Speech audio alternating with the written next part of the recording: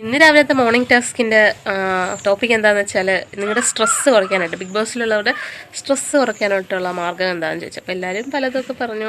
അക്ബറൊക്കെ അവരുടെ ഒറ്റപ്പെടലിനെ പറ്റിയൊക്കെ പറഞ്ഞു. പക്ഷേ ഈ പാട്ടാ ഗേൾസ് അവർ നമ്മളിപ്പോൾ ഒരു അടിച്ചു പിരിഞ്ഞിരിക്കുകയാണല്ലോ. ഇതിൽ അനുമോളുടെ ഒരു ക്വാളിറ്റി എന്ന് വെച്ചാൽ അനുമോൾ മാറിയിരുന്നൊന്നും ഇവരെ കുറ്റം പറയുന്നില്ല, ആദിലെന്നെ നൂറനെ. പക്ഷേ ആദില നൂറ് അവർക്ക് സപ്പോർട്ടിങ്ങിനായിട്ട് അവർ രണ്ടും ഉണ്ടെങ്കിൽ തന്നെ അവർ മാറിയിരുന്നും പബ്ലിക്കായിട്ടൊക്കെ ഈ അനുമോളെ അങ്ങോട്ട് വായിൽ വരുന്ന എല്ലാം പറയാം. അത് നമ്മൾ പ്രേക്ഷകർക്ക് കേട്ടിരിക്കുന്നവർക്ക് സഹിക്കുന്നില്ല. എനിക്കതൊട്ടും ഇഷ്ടപ്പെടുന്ന ഒരു കാര്യമല്ല.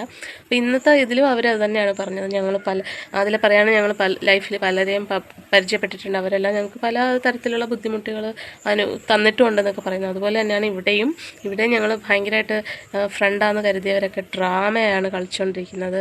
അവരുടെ ഇതൊന്നും ഞങ്ങൾക്ക് മനസ്സിലാകുന്നില്ല, ഇതാണെന്നൊക്കെ പറഞ്ഞുകൊണ്ടിരിക്കുകയാണ്. അപ്പോൾ ഇതെല്ലാം അനുമോളെ കുത്തിയാണ് പറഞ്ഞത്. നൂറെന്ന് പറഞ്ഞാൽ അനുമോൾക്കിട്ടുള്ള ഒരു താങ്ങ് തന്നെയായിരുന്നു. എനിക്ക് ഇങ്ങോട്ടില്ലാത്തൊരു സ്നേഹം ഞാൻ അങ്ങോട്ടും കൊടുക്കാറില്ല. വിത്തിൻ സെക്കൻഡുകളിൽ തന്നെ ഞാൻ ആ ഒരു ഫ്രണ്ട്ഷിപ്പൊക്കെ കളയുന്നൊക്കെ പറഞ്ഞിട്ട് എന്താണെന്ന് പറഞ്ഞാലും ആദിലയുടെ വായിൽ നിന്ന് വരുന്ന ആ ഒരു വേർഡുകളൊന്നും ഒരിക്കലും എനിക്ക് അക്സെപ്റ്റ് ചെയ്യാൻ പറ്റുന്ന ഒരു കാര്യമല്ല. അപ്പോൾ ആദില നൂറ് അനുമോൾ വിഷയത്തിൽ നിങ്ങൾ ആരുടെ ഒപ്പമാണ് ഗൈസ്?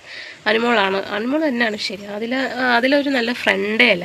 അവരിൽ നിന്ന് ഇപ്പോഴെങ്കിലും ലാസ്റ്റ് നിമിഷത്തിലെങ്കിലും മാറിയ നല്ലൊരു കാര്യമായിട്ട് തന്നെയാണ് എനിക്ക് അനുമോളുടെ കാര്യത്തിൽ തോന്നുന്നത്. അനുമോൾ ഭയങ്കര സൈലൻ്റായിട്ട് ഒറ്റപ്പെട്ട് തന്നെ നടക്കുകയാണ്. അതും ഇവർ ഡ്രാമയാണെന്ന് പറഞ്ഞ് നടക്കുകയാണ്. പക്ഷേ ആ കുട്ടിക്ക് മനസ്സിലായിട്ട് വിഷമം ഉണ്ടായിട്ടായിരിക്കും. അതിപ്പോൾ അവരാരെയും കുറ്റം പറഞ്ഞ് തീർക്കുന്നൊന്നുമില്ല.